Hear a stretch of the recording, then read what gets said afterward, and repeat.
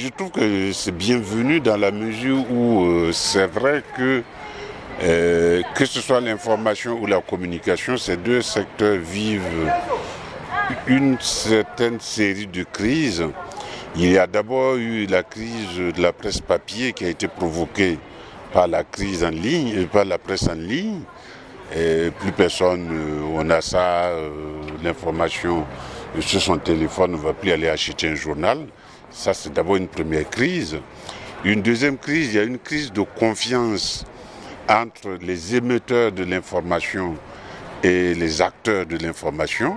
C'est-à-dire que ce soit les autorités publiques ou les autorités coutumières, la crise sanitaire, c'est vrai que c'est une maladie jusqu'aujourd'hui, et même les scientifiques ne sont pas d'accord, à plus forte raison, nous, les profanes.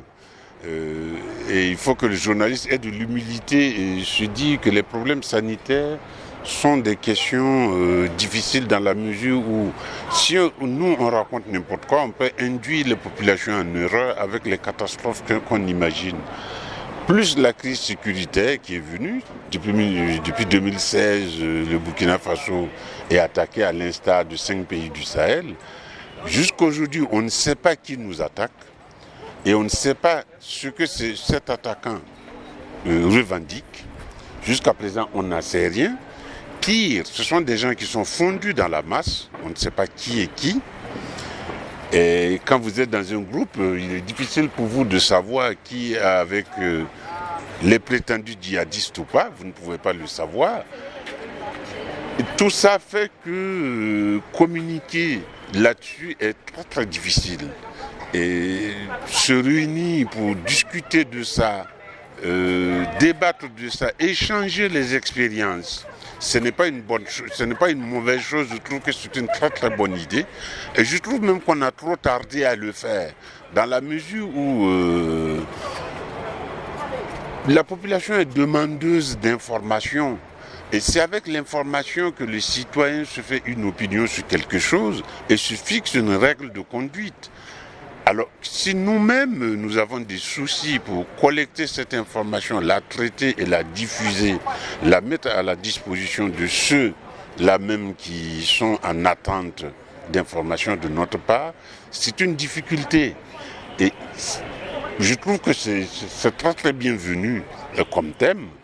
Et à mon sens, 3 jours, ce n'est pas suffisant, parce que la question est vaste.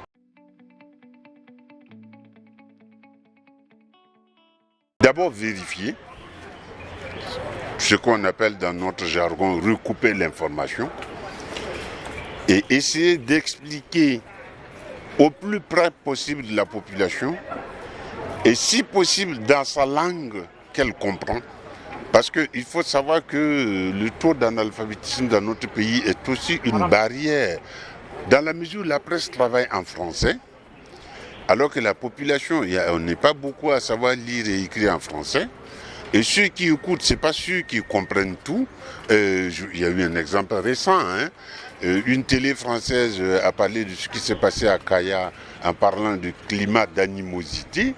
Et les gens au Burkina Faso ont conclu que les médias français les traitent d'animaux.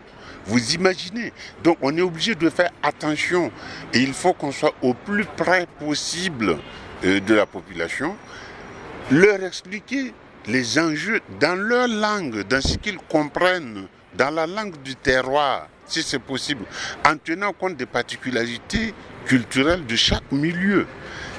C'est vrai que ce n'est pas évident parce que un petit pays comme le Burkina Faso a 63 ethnies, donc 63 zones culturelles.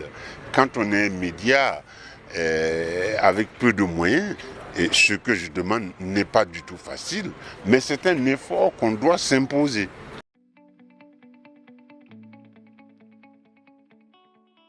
Surtout d'écouter et de se faire...